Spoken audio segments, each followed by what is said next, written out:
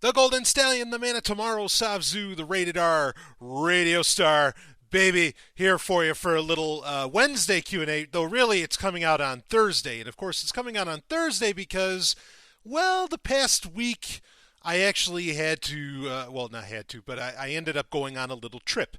Ended up going to England for the week, to Brighton particularly, and really had just a tremendous time. The lovely and hyper intelligent Dr. Stephanie Murphy and I both went. And I actually have some stories to tell from that visit, a lot of which have to do with some ancient history that I was able to visit for once in my life. England was one of those countries, I'll tell you, I've there was a time where I used to travel the world like a lot.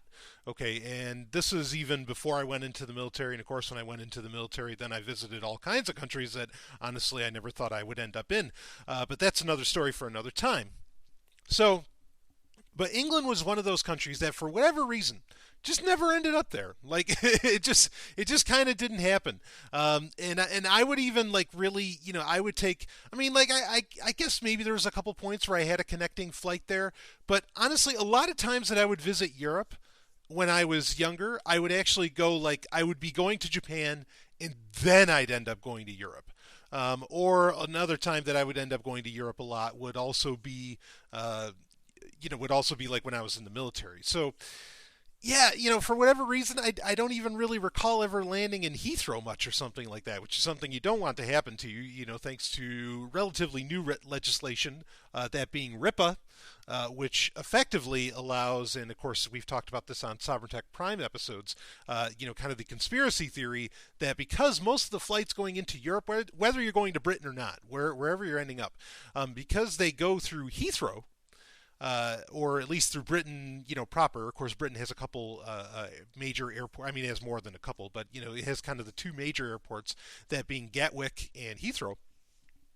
Um, because in England, uniquely, you have legislation that says, okay, whoever lands, you know, in our borders, or at our airports, whatever, we can ask them at the border to hand over the passwords, whatever passwords we want from them. So like even if you have your computer, really like your laptop really locked down, uh, with really good full disk encryption and all that, they can ask you to decrypt those hard drives. And there's many people over the years, over the past couple of years since RIPA, was enacted, that said no, we won't do it. And some people have been put in jail. Some people who are very ill have been put in jail. I mean, it's really, really crazy. So anyway, point being is that yeah, there's you don't want to land in Heathrow if you don't want to land in England, unless you know what you're getting into. If you don't have to, if you have to visit other parts of England. But regardless, that's not what we're here to talk about. So we have questions to get into. But yes, the reason that this is late is because yesterday was travel day, where I was ending up back in the U.S. Going all the way from Boston, up into New Hampshire and whatever. So didn't really, I knew kind of ahead of time, and I didn't have the opportunity, just based upon, uh, I guess the accommodations that I had in England, to be able to record podcasts really there. And there was quite a few we wanted to record too, and it sort of didn't end up happening. It didn't end up happening for varying reasons, but regardless, had just a fantastic time. And of course, thanks to the patrons, always, for enabling anything, not enabling, but in affording me the opportunity to do lots of things that otherwise I really wouldn't be able, to do, due to time constraints, and the rest of it. So what you have, here is a Thursday Q&A, bottom line. And I will be recording an episode where I will talk about, I'll talk about my experiences in Britain and all that, over the past week. So, and I'll get that released, hopefully pretty soon. So, all right. Anyway, why don't we get into enough of that, enough of that stuff, enough of that shit. Let's get into some questions, because I got quite a few, and really some very good ones, that I want to get into. And the first one I'm going to get into is actually a Bitcoin question. Got a couple Bitcoin questions. I'm probably only going to touch on one here, though. I know a lot of people did ask me, like, what are my thoughts on Bitcoin Unlimited and versus SegWit and all of this, and that's actually what we're going to address here. I talked about that last week. You kind of got two Q&As, so So you got a double dose. So I don't feel too terrible about having to delay this week's Q&A by a day because you had a couple of them from last week. Because one of them was our March hangout, live hangout, and that was kind of the first question that got asked: is what did I think about this little Bitcoin civil war going on? And of course, like, calling it little is that that's not exactly accurate. And I did talk about it there, and pretty much I'll just mention it in brief here. So I am if I had to, and I don't believe you ever have to choose just between two things. If I had to choose between Bitcoin Unlimited and SegWit, I would go with segregated witness, like just easily. Like that's kind of my stance. Is that okay? I'm not exactly 100% like on board with segregated witness, but I know I'm 100% opposed to Bitcoin Unlimited, no matter what. Like that is the worst possible solution. Like Bitcoin Unlimited is just no. All right. So everything else that's on the table, okay, I'll take a look at it. But Bitcoin Unlimited, no, no, no, no, no, no, no. Ixnay on the ombre for that. So anyway, what I had mentioned during that, 2 points. One is that I said is like there will probably be a third option, and there's always a third option, right? I mean, just really like in life in general, that's a great little mantra to hold on to. Is there's always a third way. All right, go through life with that, and you'll find yourself finding all kinds of wonderful solutions and new paths, that life can take you on. But it's very much true across the board in a lot of ways.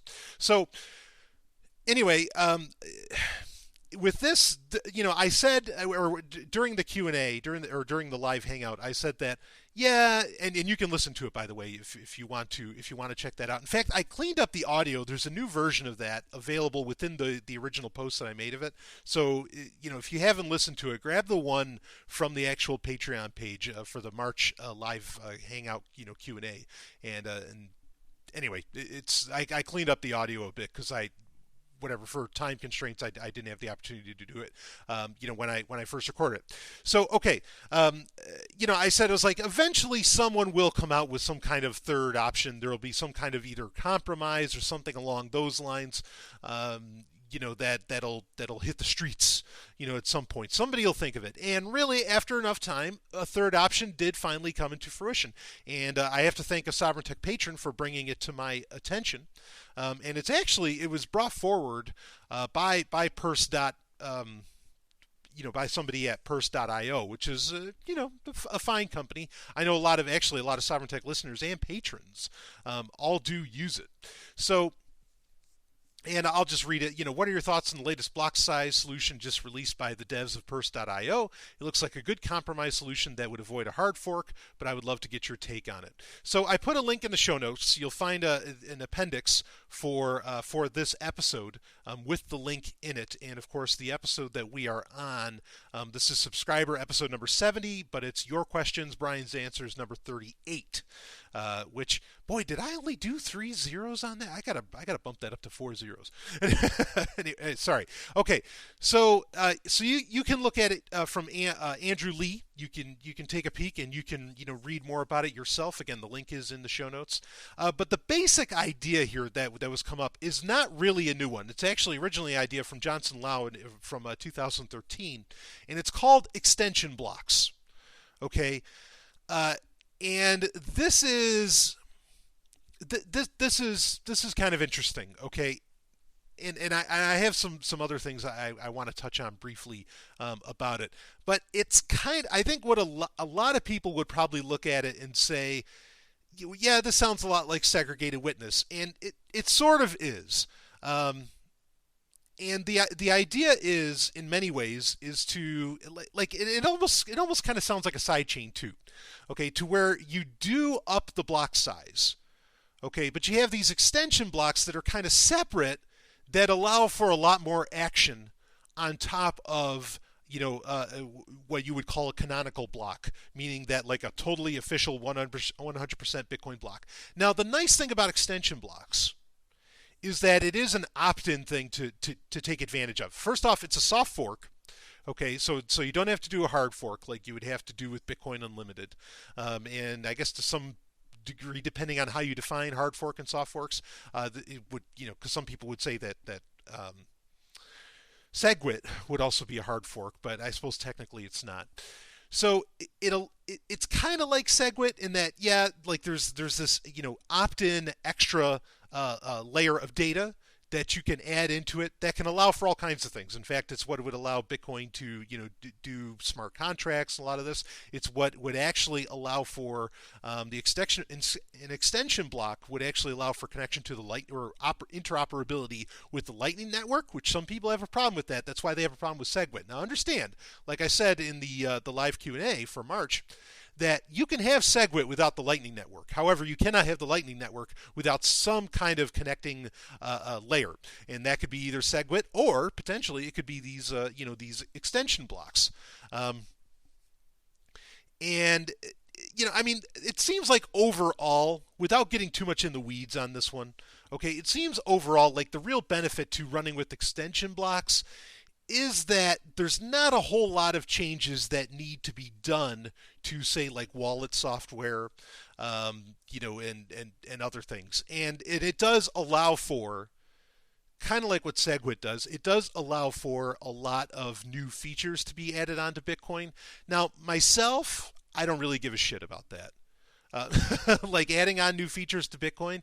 In fact, I'm still, call me old-fashioned if you want. All right. But I'm still a little pissed off that colored coin never really took off. And in fact, I'm almost conspiratorial about that. Well, there's two things I'm conspiratorial about with Bitcoin.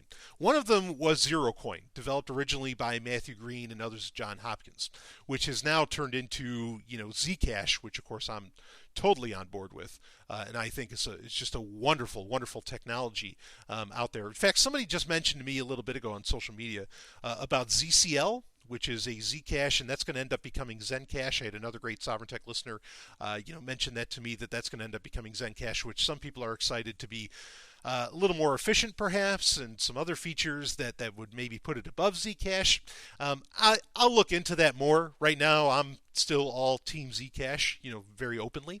But I mean, shit, man.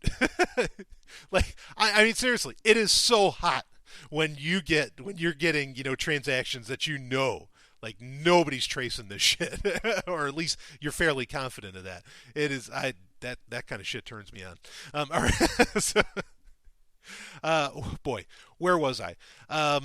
Yeah, Zero Coin, right. So the fact that Bitcoin never implemented Zero Coin, which it could have done years ago, and it would have been a lot easier because there wouldn't have been so much of the community to appease because the community was not very large. The fact that the core developers did not want to make Bitcoin more anonymous is sketchy to me. So I've never 100% trusted the Bitcoin core developers. I'm not saying they're not some of the most talented guys on the planet, especially in crypto. Yes, they are. I'm not saying that. I'm just saying that I find that to be questionable. That hadn't happened.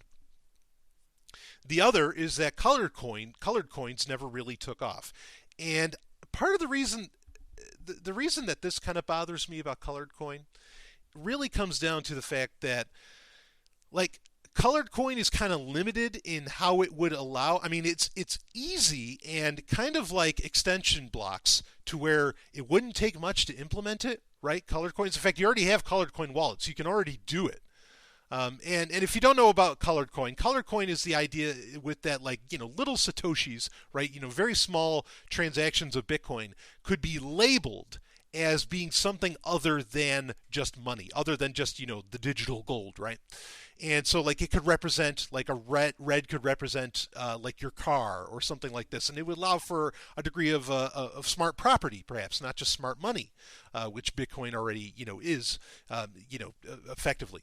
So it's a brilliant little idea, a very clever little solution. It is a direction that I wanted to see cryptocurrencies go, and it's not. And I think the reason that it's not is because it is so simple that it would eliminate so many middlemen in the financial system that nobody got, there wasn't, I mean, the basic idea, I think the reason colored coin never took off is because people couldn't find a way to make money out of it. Really, that's it. They couldn't find a way to make money, and in fact, they saw that perhaps colored coin is such a simple, basic implementation and would allow for so many different, very, very feasible, very useful financial tools, and to come into, or property tools, whatever you want to call it. Okay, to be added onto Bitcoin, that they're like, oh shit, this is good. This will really disrupt, a lot of the legacy system. So we don't want to do that. Let's come up with something more complex, like sidechains or some other bullshit, okay? And say that, yeah, okay, let's do this, and that way, we can still bring in, we can still save a ton of jobs, and we can bring in the legacy system more, and work with banks and blah blah blah, and whatever the fuck else they're talking about doing.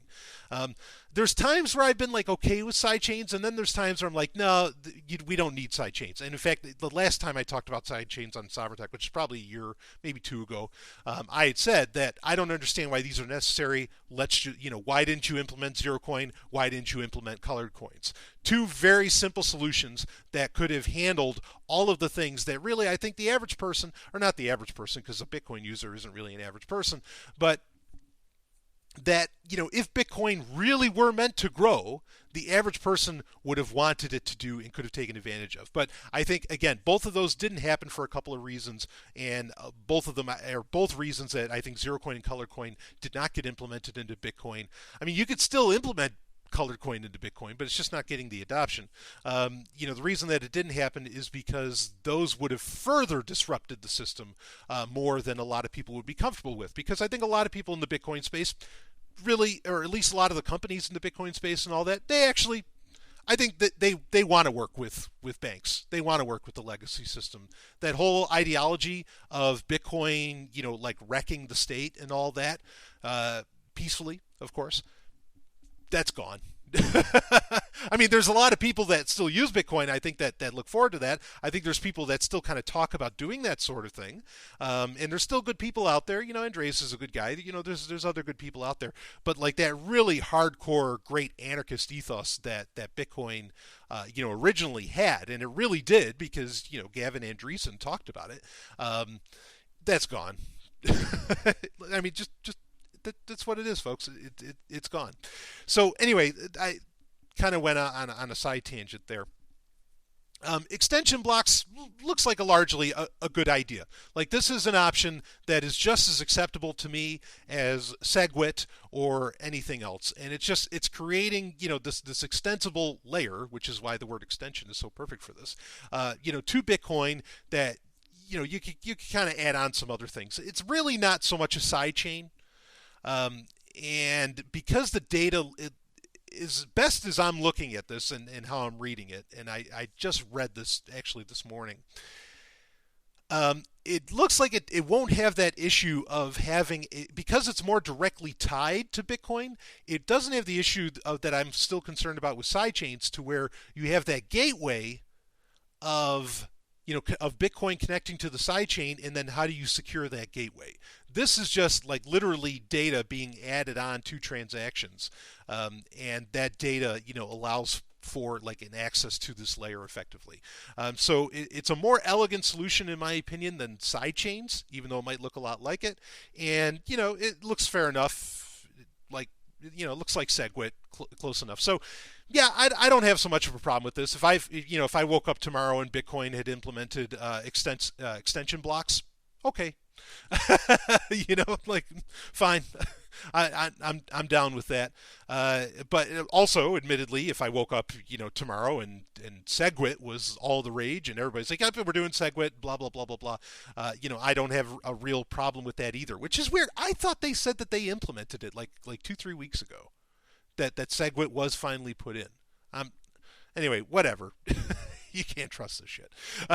Not what you read on Bitcoin Talk or wherever else you happen to be. So you can read about it a little more for yourself and go in more depth with this. But yeah, I don't really have a problem with this idea. I guess that's the bottom line. That's the question is, what are my thoughts? I don't have a problem with it. Bitcoin's already very much, let's be clear on this. Bitcoin actually long ago, over a year ago, maybe 2 years ago, has long gone in a direction that I don't agree with.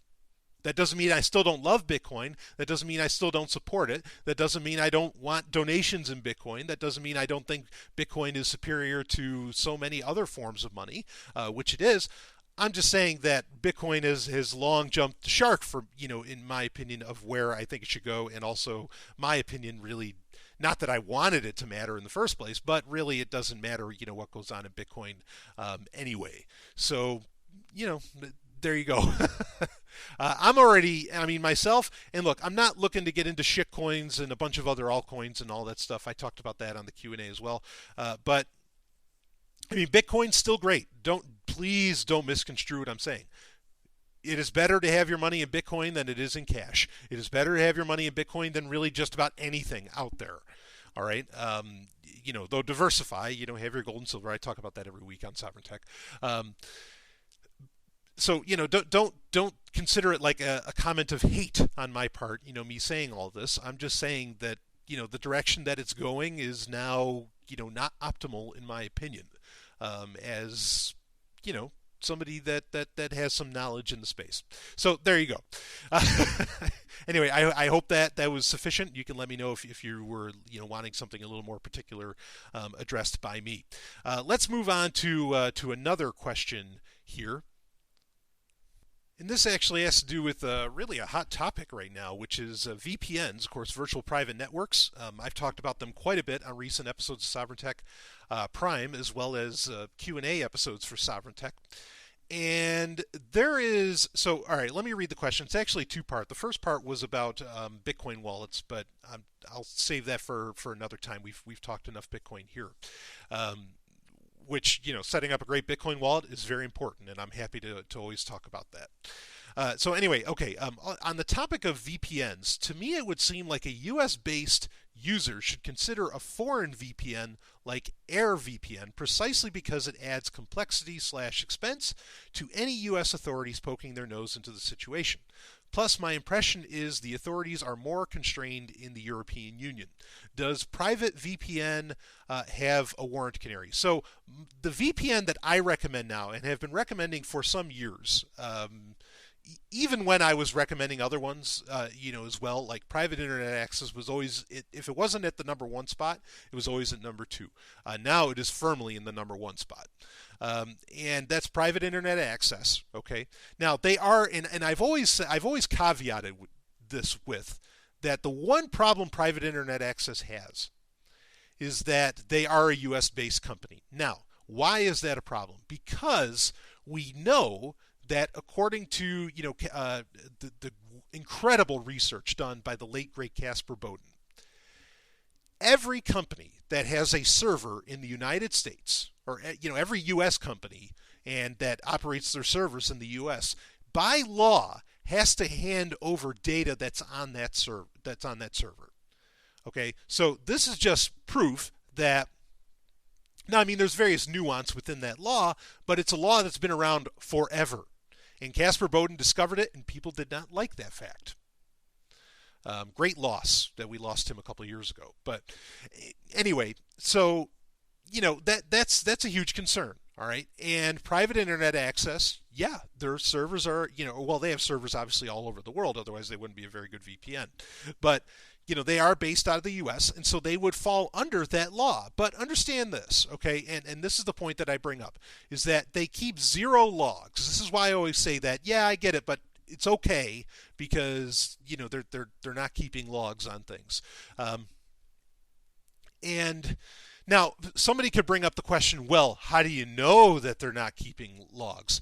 Well, we're kind of going to have to go with an appeal to authority, but people have looked into this, and also the head of privacy at Private Internet Access is none other than Rick Falkvinge. And I always like to call him Falkvinge. I think that sounds like a villain, but Falkvinge is how you pronounce it.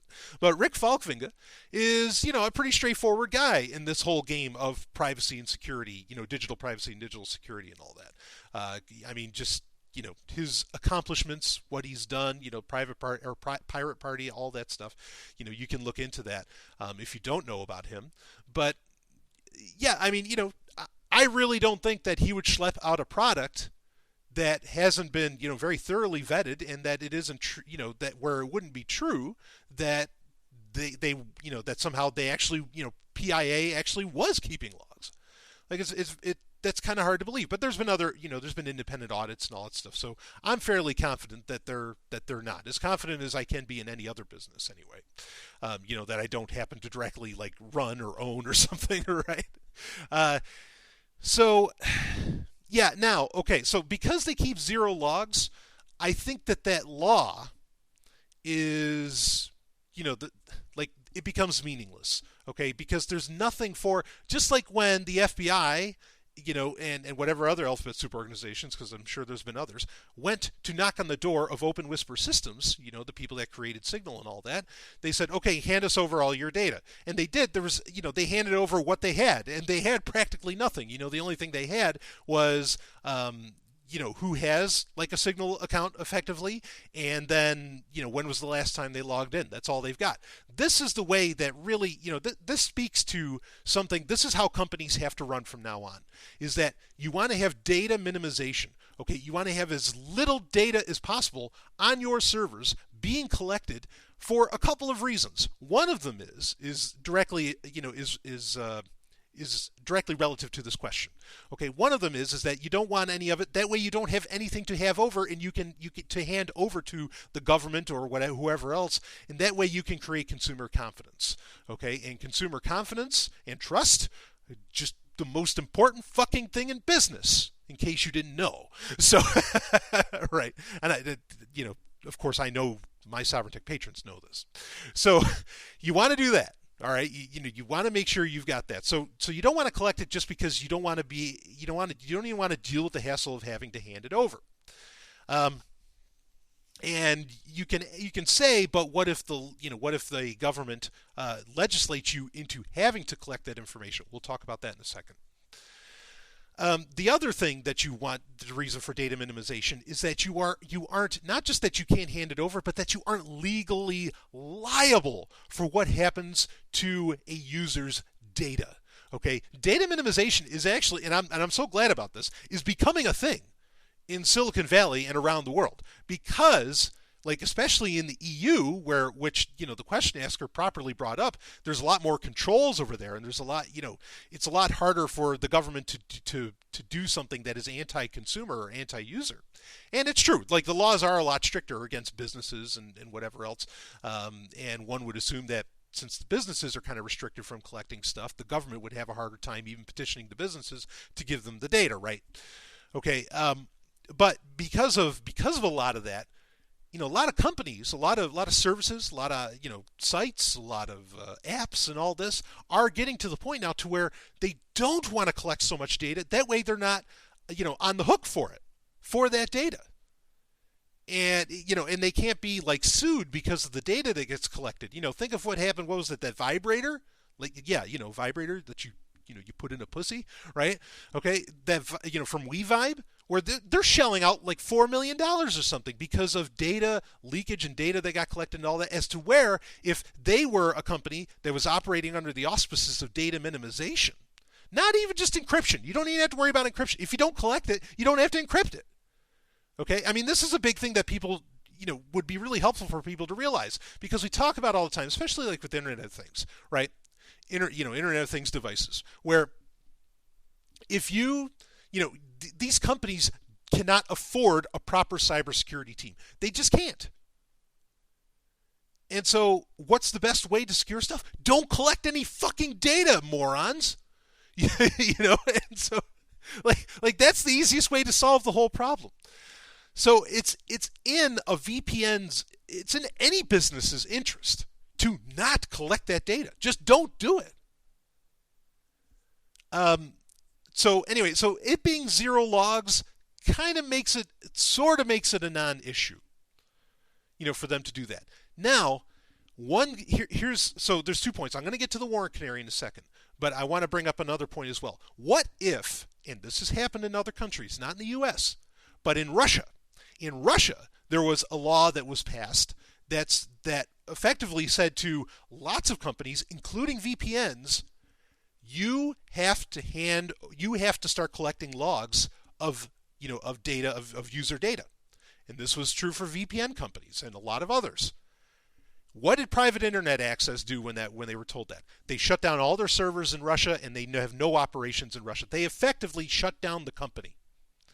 Not around the world, but in Russia where it mattered. They shut it down.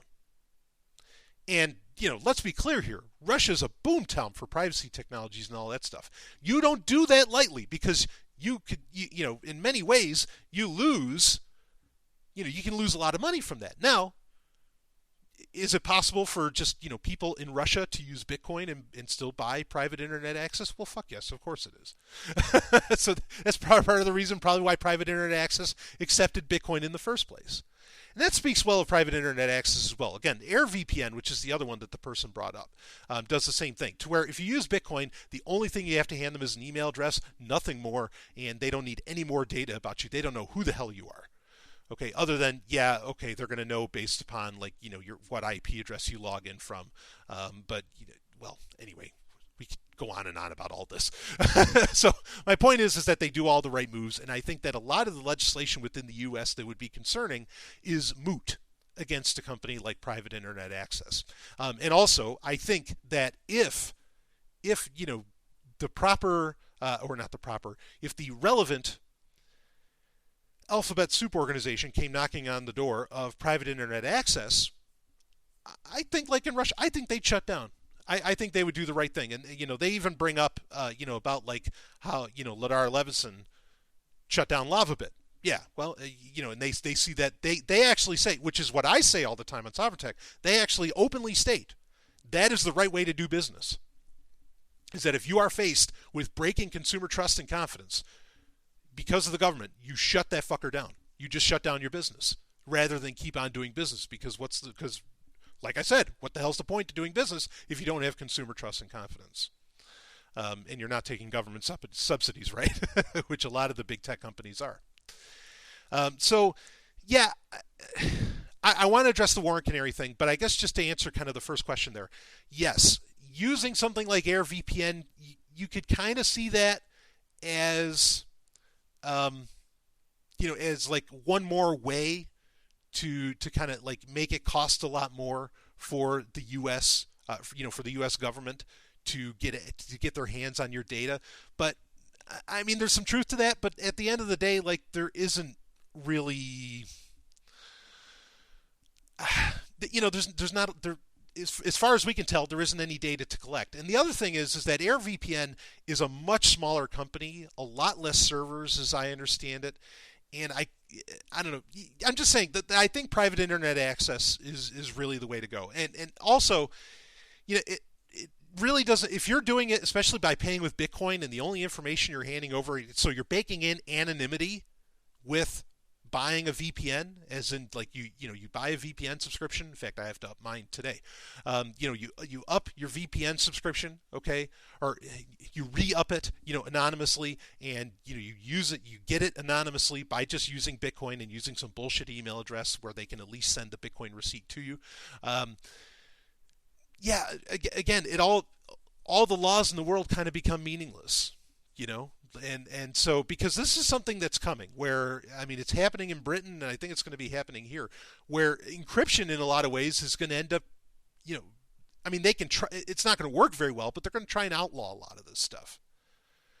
And that's just, those are laws we're going to have to keep our eyes out for. Anyway, so, all right, let's talk about the Warren Canary, because the question was, does private internet access have a Warren Canary? No, they do not. Now, before you think that sounds sketchy, they actually have a very good reason for it. They have an entire blog post about it from October 11, 2016. And I put it in the show notes so you can read it for yourself. They do an excellent breakdown of all. In fact, it's actually written by Rick Falkvinga himself. And his point is sound.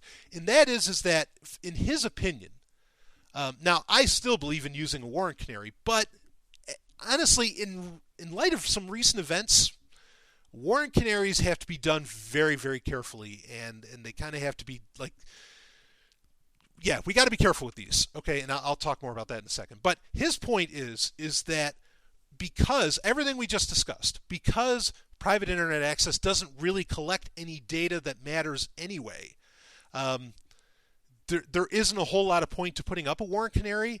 And I think if reading between the lines of the blog post, I think what he's trying to say is, and we have evidence for this, okay, that this happens. What he's trying to say is that if a warrant canary went down, there would be a lot more freak out than there needs to be, because it's tough to make warrant canaries that are that precise that don't create a lot of suspicion. And for example, okay, and this is something we covered on Sovereign Tech, a few months ago. When RiseUp.net, okay, the very, very popular activist, really online suite, with email and VPNs and all this other stuff, they had a warrant canary. When it didn't get updated, people really unnecessarily, understandably to a degree, but unnecessarily freaked the fuck out. And they thought everything's compromised. If you've been using RiseUp.net's email, you're screwed. It's all over. We're done. Sky is falling, the whole thing. Now, I said, like as soon as that whole concern happened, I said that, look, whoa, we don't know what happened here. Like there is absolutely no evidence whatsoever. Yes, the warrant canary didn't get refreshed. I understand that. Okay, but there's no evidence that anybody's data was compromised and that anything got handed over. Months later, RiseUp.net came out and proved exactly what I said. That, yep, we were contacted. We were on we had a gag order that we couldn't talk about it, for such and such amount of time.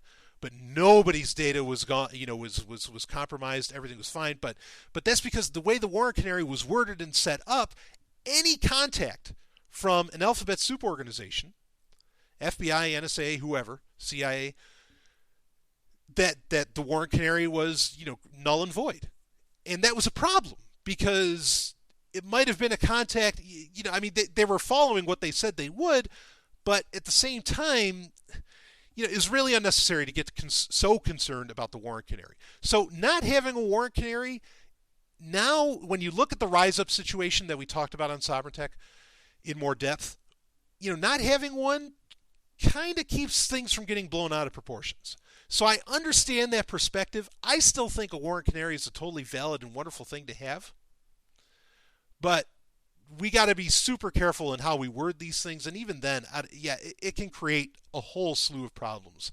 And folks, understand with VPNs particularly, like your VPNs are not going to beat the state. They're just not. They're an aspect of creating an entire best practices system for yourself that can help you kind of beat the state. But really, VPNs are more about securing you against your more run-of-the-mill, private hackers from your ISPs now, which we've talked about recently on Sovereign Tech Prime episodes. Okay, all this, that's what VPNs are about. So, I guess what I'm saying is that if your purpose is in thwarting the government, with the VPN, like that's not exactly going to work. You already have the Chinese government constantly cracks VPNs and all this stuff. There's just... Yeah, VPNs aren't that level of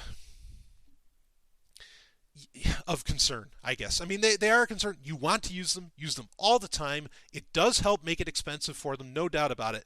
But I hope you get what I'm saying here. Okay. It's not necessarily anything new, but I really do appreciate. I don't think using AirVPN, I could see that possibly being a good extra step to make things a little more expensive.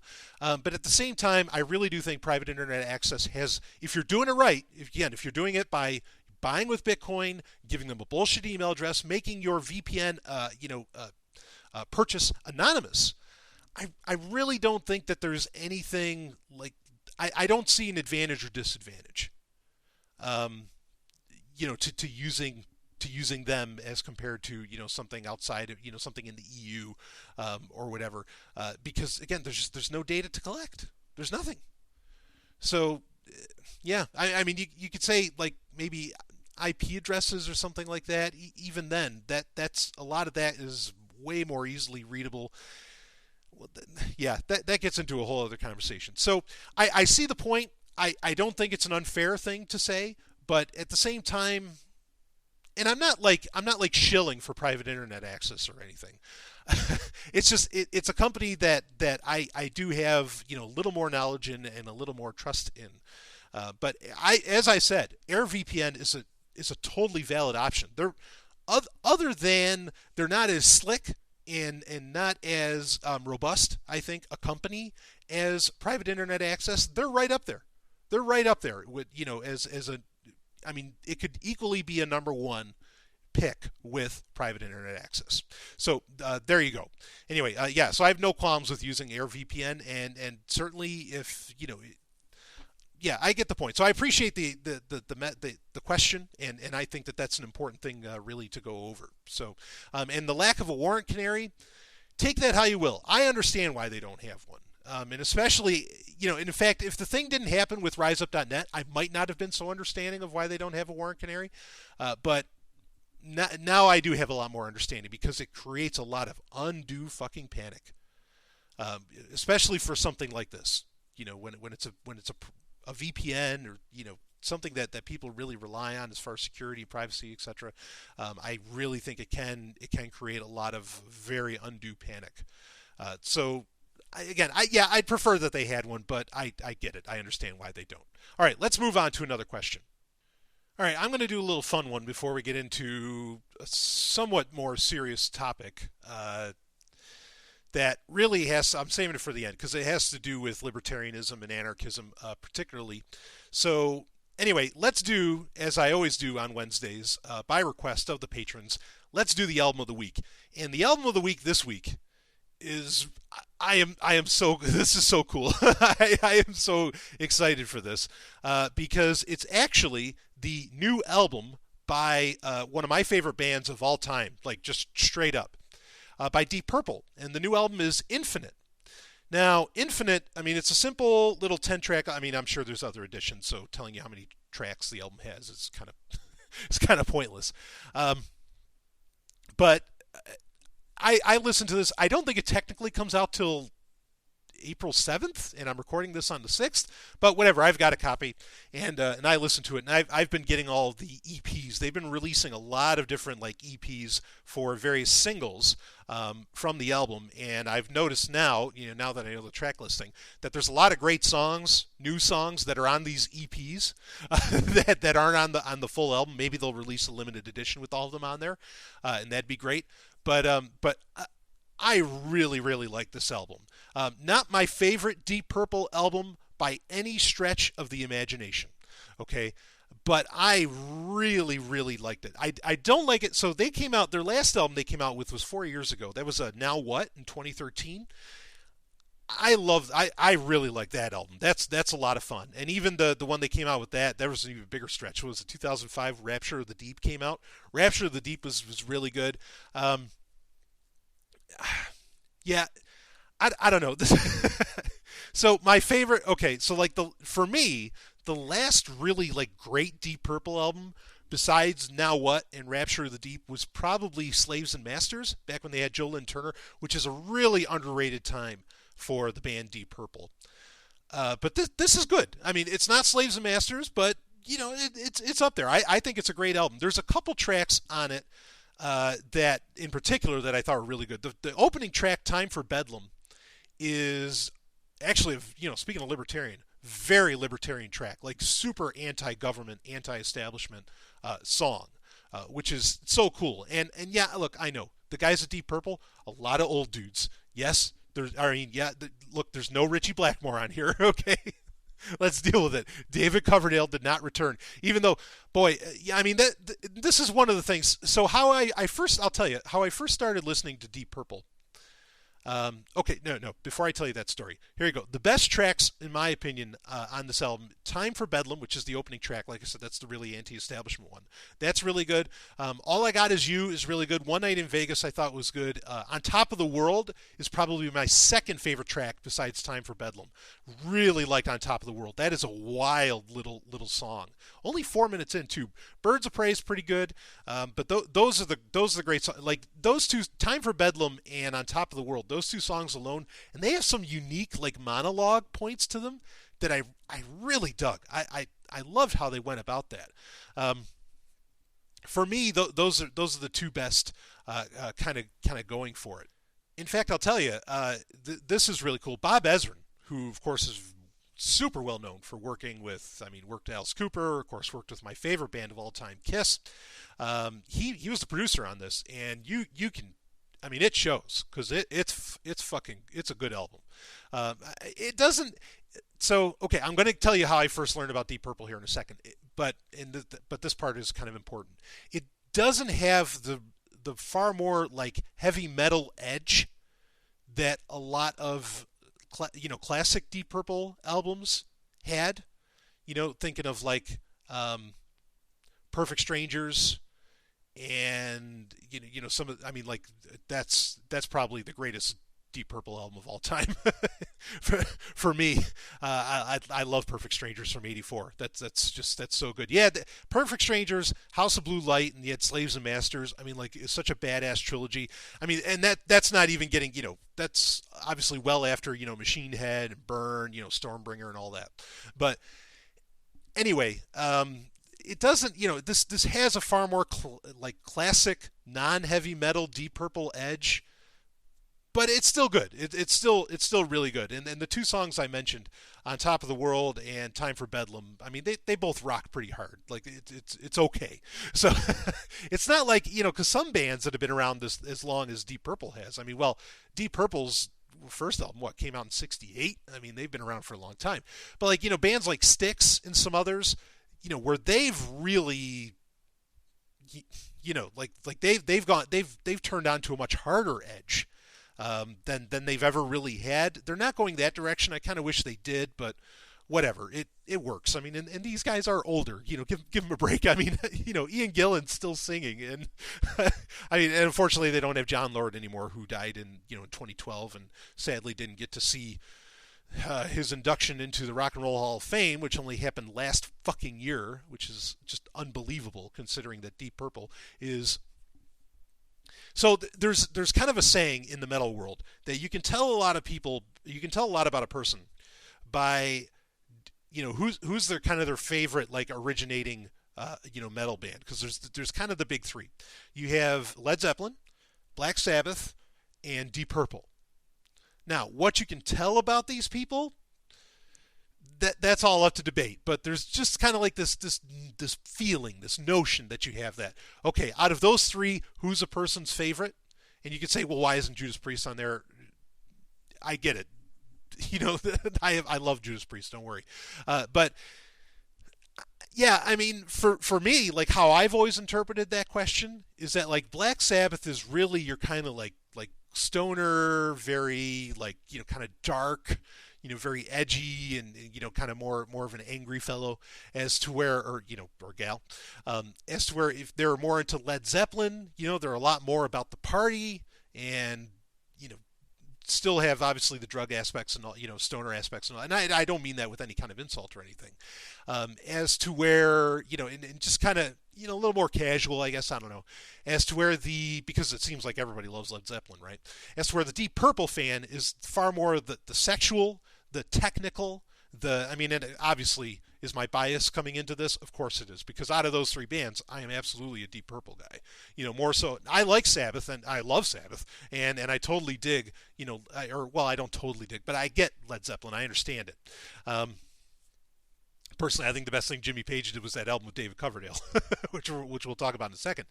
But yeah, I mean, that's kind of the thing. That's sort of a saying in the heavy metal scene, is that you can tell a lot about a person based upon, which one of those three bands do they like more. So I'm definitely the Deep Purple guy. And this album isn't, like, sexy at all either, which is unfortunate, but whatever. It has, well, On Top of the World's pretty sexy, actually. That's probably why I like the song so much. Anyway, okay, so how did I get into liking Deep Purple? I won't spend a ton of time on this, but it started off really with Whitesnake. When Whitesnake had their big albums in the late '80s, in the '80s and '90 there, when you had Slide It In, Slip of the Tongue, and the self-title Whitesnake, Whitesnake is just one of my top bands, bar none. I mean, I like them more than I like Purple. I mean, they are so damn good. And in fact, last year, was it 2016 or 2015? Whitesnake came out with what they called the Purple album, and it's all modern covers of David Coverdale's favorite Deep Purple songs because, of course, David Coverdale was, part of what, Mark II, Mark III of Deep Purple. That's the amazing thing. Like, Deep Purple has all these different marks. Not that it's anything official. You're not really going to find it on an album anywhere. But they have these different, like, generations of the band where you have these different groups. And, within loving Deep Purple, you have different eras within which people love Deep Purple. I loved it when they had Joe Lynn Turner. Did they call that Mark VI, technically? Anyway... The history of Deep Purple is, it'll take you for a ride when you finally get in, if you ever get into them. So, yeah, so I was like, oh, Coverdale was in Deep Purple? Okay, so I'll go check this out. And then you go back and you listen to those albums, you're like, holy shit, this stuff's, amazing. And especially, when they had Glenn Hughes in, and even, it's sad, but they never really got, they had Joe Satriani in the band, which Satch is just, one of my top guys as well, as far as rock goes. They've had such amazing people in there, and you can really, to have David Coverdale and Glenn Hughes in your band at the same time, that's just, you're on Mount Olympus, man. These are gods. I love Glenn Hughes, and how he still does what he does is remarkable, along with David Coverdale, quite frankly. So, anyway, the new Deep Purple album, I love it. Those two tracks particularly, Time for Bedlam and On Top of the World, the other songs on there are great. If you've never listened to Deep Purple, obviously you want to listen to Machine Head. Obviously you want to listen to Burn. Perfect Strangers is, in my opinion, probably their best album. House of Blue Light is pretty good. Slaves and Masters, super underrated album. I love that fucking album. It is so good. King of Dreams is great. The Cut Runs Deep. I think The Cut Runs Deep is just an awesome rocker. It has a great the Cut Runs Deep. I'm not going to sing for you. It's so good. And Joe Lynn Turner has such a great voice. Such a unique voice. He still does tons of shit too, even though he hasn't been in Purple in 30 years. But anyway, yeah, Wicked Ways, Too Much Is Not Enough, Fortune Teller, Love Conquers All. I really think that album is track for track. It kind of has, it still has, it has the keyboardist in it, which kind of sets apart a lot of 70s metal bands or 60s metal bands with, acts from the 80s or 90s and aughts, even though, did I do Danger Danger for a pick? The band, I think I did them for Album of the Week. Danger Danger, maybe I didn't do Danger Danger yet. I'll make them the pick next week if I didn't already. I'll look back in the archives. But, they were an 80s band that actually had a keyboardist, and it really brought a lot to the table. And I think that 1990s Slaves and Masters from Deep Purple, I think that same thing. The organ player, really, really brought in a lot, to this, kind of a more 80s style rock that had a really cool riff. But then you had the organ there to, just kind of, I don't know. The organ, I think the organ gives things such an ethereal quality. It gives it such a ominous quality. I love the band Ghost, or whatever they have to call themselves now. They're so good. Or even, here's a little Star Wars mention for you. The theme music for Grand Admiral Thrawn in Star Wars Rebels, which I will be doing a Star Wars update in the next couple of weeks because I'm going to listen to the Thrawn book, which is coming out April 11th. Can't wait for that. Already have the Audible audiobook pre-ordered. Woo! But his theme music in Rebels is awesome. It's so good because it just has that this really slight organ playing in the background, and it just feels so ominous and it sounds intelligent too. That's the other nice thing about Deep Purple is that when you have that organ that still comes in, it really it just has an intellectual quality that there's a little more craftsmanship to this metal. And so when you get that kind of mixed with a bit of an 80s sound, you end up with Slaves and Masters. Same thing happens with 84's Perfect Strangers, and they're both just masterpieces of albums. So anyway, Infinite, good stuff. I really like it. I think it's fantastic, especially guys of their age, frankly. And that's no insult to old people whatsoever. I'm going to be old one day, but kind of. But yeah, and if you want to check out Now What, that was a good album too. Now What and Infinite both play off of each other rather nicely. Rapture of the Deep I also enjoyed. So there's tons of albums to check out. I mean, what is this like their 20th album? Yeah, I think Infinite is literally their 20th album. That's amazing. The only other bands that have anything like that would be like, I don't know, Aerosmith, I don't even think has that many. Kiss would have that many. Maybe some others. I think that's just amazing. So, all right, yeah. So check it out, Deep Purple Infinite. I'm really really excited about that. And I listened to it all today, and I was just like, oh yeah, that's a good one. I'm going to be working out to that. So, all right, let's get into another question here. Our last question for the week. And I know last week's when we had the lovely and hyper intelligent Dr. Stephanie Murphy on was kind of a shorter one, so maybe this one will go a little long, but you guys never seem to complain, so so I'll do it. Hey Brian, I completely agree with you about hypocrisy among libertarians. So this is addressing something I talked about maybe a month or two ago, that like so many of the big name liberty folk, okay, like what they call celebritarians, these big name libertarians, Adam Kokesh, Jeff Berwick, kind of go down the list of them. Like they're, the point I was making is that, look, I don't think they're good people, and I was complaining about the fact. In fact, this came up on last week's live hangout. I was complaining about the fact that, like, the argument that libertarians and ANCAPs and anarchists, whatever, make often enough, not to say that I agree with doing this, but their argument is that, well, we'll handle things. We don't need police. We don't need all these different government organizations because we'll just ostracize people. But then these people never get ostracized.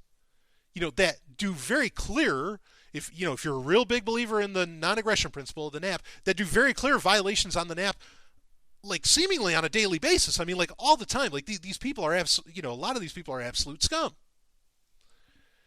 And so that's what this is in response to. So I want to I'll read on. So yeah, I completely agree with you about the hypocrisy among libertarians. The Kokesh thing I can slide, since Macy, and that's Macy Tomlin, seems to have forgiven him for it at least. Now, just to explain a little bit what that is Macy Tomlin is this woman. She's not exactly a celebritarian. I've met her briefly, seemed nice enough. I don't know. I think maybe she's kind of getting off her rocker. She apparently talks to flowers now. Like literally talks to flowers, and the flowers talk back. Okay. But her and Kokesh had some big falling out, and she did kind of an expose video saying that Kokesh did all these terrible things and like put her under effectively a slave contract in their relationship. And Kokesh said some crazy things about like that, she makes him when she's doing something that he perceives as negative, it makes him want to go off into a parking lot and jerk off. I mean, just crazy shit. And yeah, I had heard that in Anarchapulco they seem to be like okay with each other and not back together perhaps necessarily, but just that they seem to be friendly, and so people are like, okay, fine, whatever. If Macy's over it, then everybody else can forgive Kokesh. Fine, I get that, and I appreciate what the emailer here is saying, but whatever. Kokesh is still on my shit list, and I don't even know what to make of somebody that talks to flowers. So reading on, but Jeff Berwick just exudes sleaze. I don't have to say it. I've heard Carla Garrick and others talk about him, but then Ian seems to have no problem talking to him and attending his events. So Carla Garrick is the former president of the Free State Project, which I am, after a fashion, a participant of. And lots of others have complained about Berwick properly. This is true. So yeah, Ian Freeman, who Ian is let me just put it this way: Ian is a super forgiving guy. That's all I'm going to say about that. Okay, and whatever. So there's that to that point. I have issues with how Roger Ver is still treated as a person with integrity, even after the MT Gox and other things. I'll speak to that. And again, I'm keeping this person anonymous, and I keep people anonymous because they often share these kind of opinions, and I really appreciate that. And yeah, with Roger Ver, sure, like his support of Bitcoin Unlimited is unbelievable. Like that's crazy. that he's supporting that. And the MT Gox video was very, very fucking weird. I've talked about that many a time. So whatever. Anyway, I think ostracism is important and should be used wisely. And I appreciate that perspective. Maybe at some point on a Q&A I'll talk about my thoughts on ostracism. I mean, I can say briefly, I think that and I like that the person's saying use it wisely, because ostracism very quickly turns into a high school popularity contest. And that's a problem. So ostracism, I don't think, and there's a lot of, there's a lot of potential backlash that can occur from ostracism that may be, that could be problematic. Anyway, I'm not going to talk about ostracism here. I'd be interested to find out when you think, here's kind of the question, I'd be interested to find out when you think Stefan, and that's Stefan Molyneux, became not worth listening to also. Okay, so that's kind of the main question. When did Molyneux, when did he become unlistenable? So I don't remember the exact episode number because I don't care that much, unlike some people. Not saying this emailer, but just other people out there. There was a point, and I'm actually, I'll admit, I'll be very frank with the patrons here. Like I actually, like, a lot of these people that were mentioned by the emailer, like, I've known for years that these people were ridiculous, and that no, they're who they are online and at events and everything is not who they are outside. Like, I could read them like a book. And I mean, 9 times out of 10, whenever I've felt like, no, this guy's off, it usually ends up coming true. Larkin Rose, I mean, like, you could go down the list of names. And a part of me gets a little annoyed that I don't feel, I mean, and I don't have to get credit for it. That'd be kind of a spook, I think. But I wouldn't mind getting credit for it. That years ago, I've called out these people, especially like I have videos, that I made videos addressing like some of his content that he's made, where I said, look, do not pay attention to this. This is crazy. But whatever. But yeah, I get a little annoyed that I really don't feel like I get a whole lot of credit for when I know that these people are off their rocker and just everybody else hasn't realized it yet. Molyneux was one where I kind of got credit, because some people were saying, I didn't realize, and we're talking, this probably would have been 2013 when I started realizing it. It's when he started talking about single mothers. When he started ripping on single mothers was when I really, all right, let me back up. The first time I realized that this guy was kind of nuts was he did a review of Star Wars. Now, yes, I have a bias. I love Star Wars. But he was literally saying that Chewbacca is a representation on screen of your mother's vagina. That is laughably ridiculous. And anybody that I ever tell that to says, oh yeah, he's off his rocker. What the hell is he thinking? Saying that, like, that's just stupid. I mean, and it's provable even, because fucking George Lucas had no plan. So like in Return of the Jedi, what is that? Is like, are the Ewoks just a bunch of, vaginas running around? I mean, it's insane. But George Lucas obviously, and I've proved it over and over again on Cybertech, had no plan for these movies. Like, he couldn't have possibly like thought that out that well. And I don't even think that he has enough like unconscious. Like, I don't think even unconsciously he could have come up with that, because he's so bad at really kind of planning this stuff out. I mean, like, there's huge issues here. So anyway, that was like the first hint that no, okay, I don't buy into what this guy's selling. And he can say that he's like, yeah, it's like, I'm not, just theoretical. Like, he'd kind of throw it off as, they're just kind of speculating, just something I've been toying with and whatever. And, he can say that way, you can't put him on the hook for it. But regardless, he thought it, and he thought it was important enough to actually say it. I think that's crazy. So that was step one. Step two, or the second part, I should say, that's part one. Part two, go to 2013, I think it was, and he starts talking about how like single mothers are damaged goods. Don't bother with single mothers. They're. I mean, he was effectively saying they were the scum of the earth, and just don't do it. And I was like, wow, you are writing off so much of the population. Why? Because they made some bad choices earlier in their life, or not even bad choices. I mean, some single mothers are doing it, like it's totally intentional, and they have all the resources in the world that any other, at least two-parent family would seem to have, among other things. I mean, like it was really, really, like it seemed so hateful, and I could, when kind of the history that he has talked about of himself, like with his own mother, like talk about bias creeping in. There was tons of bias creeping in. It was really, really like, and just what he was saying was totally, totally offensive, and I mean, absolutely degrading to women, regardless single mother or not. Like his statements were so broad that they were totally degrading.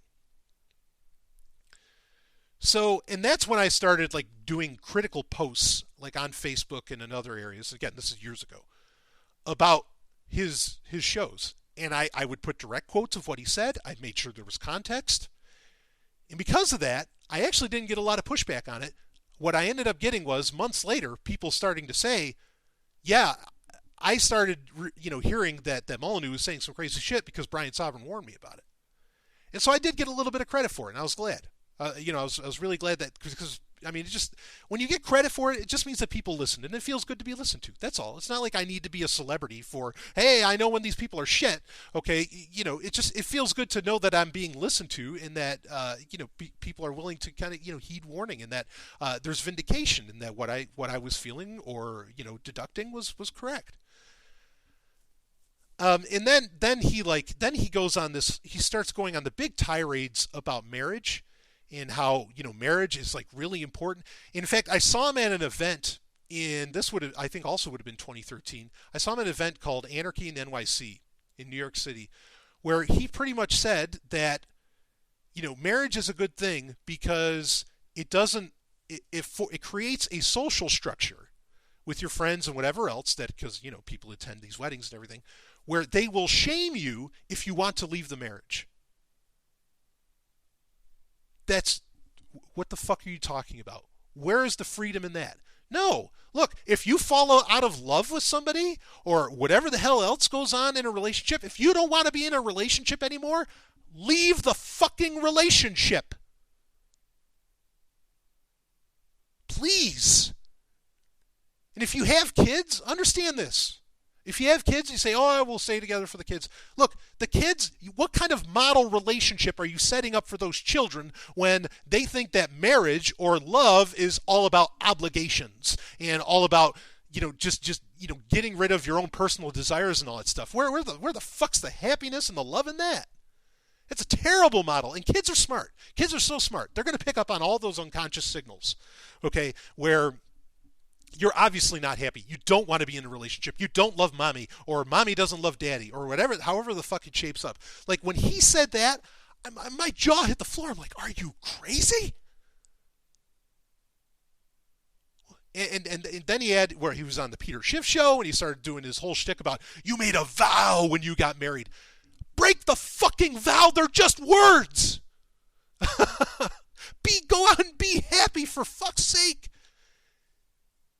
The fact that people don't pursue their own happiness, and that they buy into all these crazy socially constructed, totally socially constructed obligations. They're not fucking evolutionary by any stretch of the imagination, is usually why we end up with so much fucking crime, because people finally snap.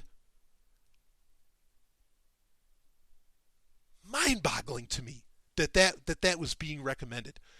So he definitely started going down this very socially conservative curve. And when he started saying a lot of that stuff, it didn't take much longer after that. After that, then the things happened with YouTube, where there was the DMCA takedown, which he used the force of the state unjustifiably. I mean, there was one person that was doxing listeners and all that, and I was a little understanding of that one, but then there was the other one, was it True Shives, right? that wasn't doxing anybody, was just making videos showing the contradictions in what he said and the problems in what he said and all that, and they shut them down too, and literally used the force of the state to silence other people. Yep. And that's when other people started waking up and saying, whoa, fuck, this guy is, what's going on with this guy? Like there's problems here. So it's been a few years for like, as far as me knowing when Molyneux lost it, it was like 2013, maybe early 2014, but I'm pretty sure it was 2013. I think I went to Anarchy in the NYC. I think that event was in 2013. So yeah, not cool. Not cool at all. I mean, when you start, I mean, this is look, it's just an area that libertarians should just, in a lot of ways, shut their mouths about. Okay, now you can have your own personal opinions about what relationships and love look like and all this different stuff. You can have your opinions, but to make them somehow the basis of your your liberty ideology, your libertarian or ANCAP or anarchist ideology or something like that, when there's like rules inside of love, no, like I mean, just don't even talk about it. Talk about what works for you. Talk about what you want out of your own relationships. Fine. Out of your own love relationships. Now, I mean, talking about human interaction and a lot of this other stuff, I mean, that, of course, that makes sense. That's like the market and all that stuff, right? But don't go applying the market to fucking love. Man. Yeah, so it's really like, don't, unless you're like if so, okay, so I'm, I get bunched in with libertarians. I'm an anarchist and all that. Somebody asked me a question about love. How, where does love stand with me for anarchy? It stands in only one place. How do you have the maximum amount of options to express your love? Not what does your love look like? What does, how many people can you love? Blah, blah, blah. Or, are you allowed, I should say, to love? Should you sign a contract between each other and all this stuff? None of that has anything to fucking do with anarchism or libertarianism. Nothing to do with it, and it never should. Just give people the options, the freedom to choose to do those things. That's it. Give them the freedom to choose to not to love, to not to have a romantic relationship or whatever. It's not part of the program, folks. And when people start making it part of the program, I call bullshit on that person, because they're just a little petty tyrant that perhaps even. I'm not naming names. I'm just saying that perhaps they're even a bit of a sociopath that sees a movement where, ooh, I can get other people to think my way. I mean, it's the most ironic goddamn thing with libertarians, Give people the freedom to choose, but then they get mad when people don't do things their way. What the fuck? I hate those posts, but I'll just say it. Pick one. Do they have the right to choose? Or, do they have the freedom to choose? Or do they have to do the things the way you say? Sadly, a lot of libertarians and ANCAPs are on the other end of that spectrum, where they're saying, you need to do things my way. No, you, buddy, you can't have more than one girlfriend. You can't have more than one boyfriend. You can't be gay. You can't do this. You can't be transgender. You can't be a communist. You can't be this, blah, blah, blah, blah. I mean, like, it's amazing how much out of, libertarianism and anarcho-capitalism, how much you hear, you can't do this, you can't do that. When it's all supposed to be about freedom, right? For me, that's what it's always all about. It's about maximizing choice. Not judging, just maximizing choice. And guess what? You get rid of a lot of institutions and middlemen to make sure you can maximize choice. You want to live that way? I am all for you getting married, having kids, do it all. And if it makes you happy, then I am the happiest person in the world for you. I really am. I think that that's a wonderful goddamn thing. But don't make it a fucking like genetic argument. Oh boy, that was the other thing with Molyneux. Holy fucking shit, the gene wars. I've already covered that multiple times on Sovereign Tech, where I ripped that argument to fucking shreds. I'm not patting myself on the back. I'm just saying I had other people tell me that I ripped it to shreds. So I'll just quote them instead of me sounding like some like I'm being braggadocious or something, because I'm not. Bullshit. That evolution has anything to do like with your political persuasion. That's nonsense. I started going down that too. What was that, 2015? Something like that. it's a pity because, a lot of his early work, a lot of it was really good. And you can listen back to it now and it's like, it's awesome. You're kind of like rooting for him and you're like, wow, this is good shit. Right? But then, now, I mean, and now, like, it's funny with Molyneux because what happened is that you had a lot of people who, they came out and said, like, for a while, people were saying, okay, well, now he's saying vote for Trump. I mean, of course, that's the other big one, too, is that he's, massive Trump supporter. And that, I remember on social media, you'd get the responses from people, well, he didn't say actually vote for him, did he?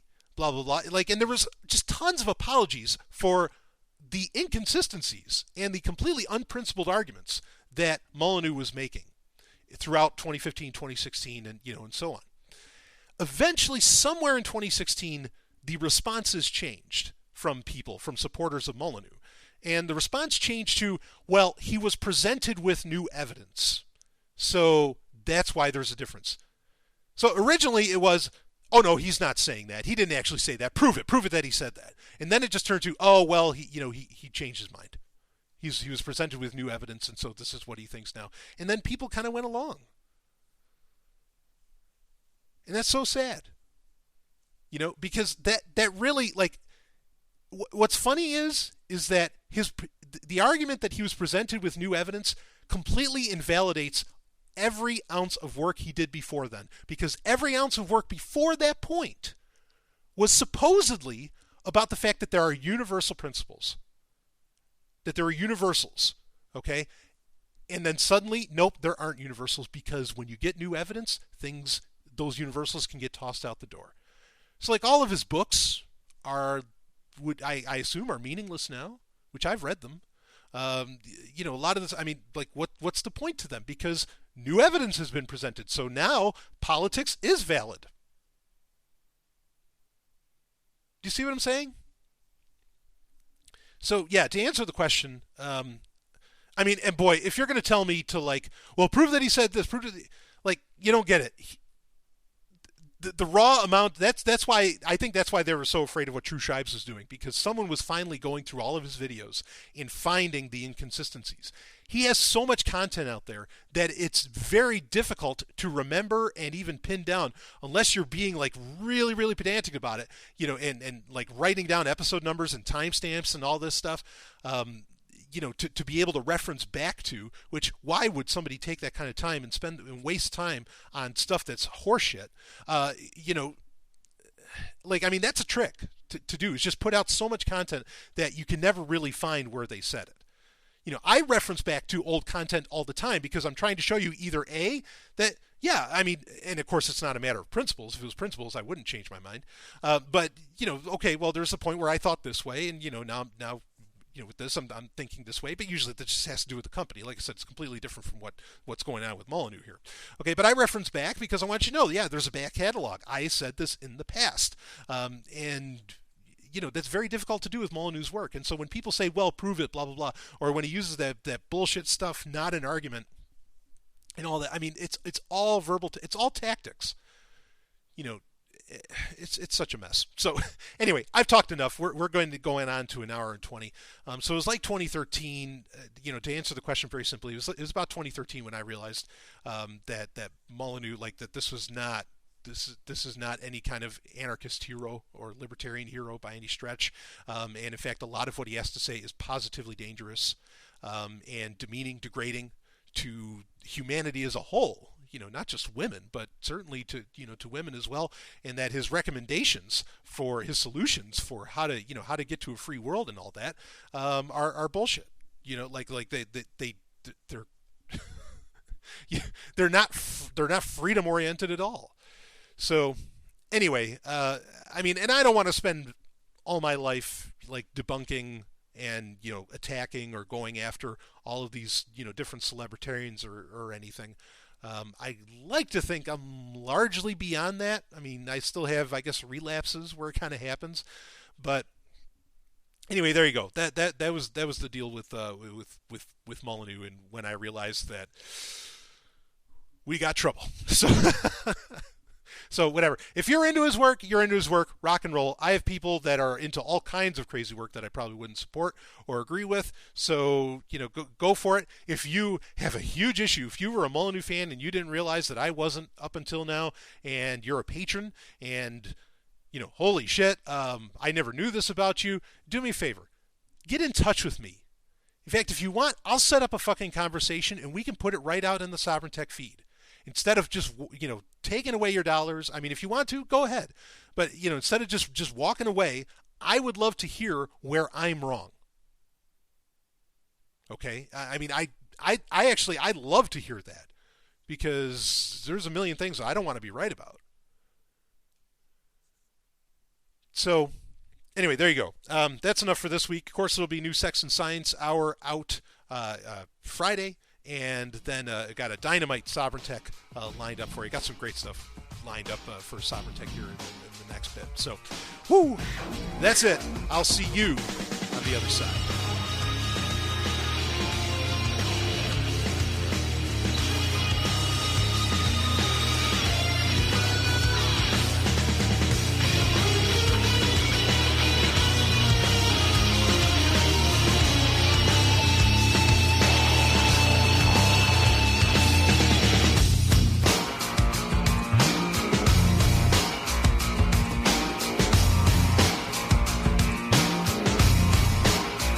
You just experienced Sovereign Tech.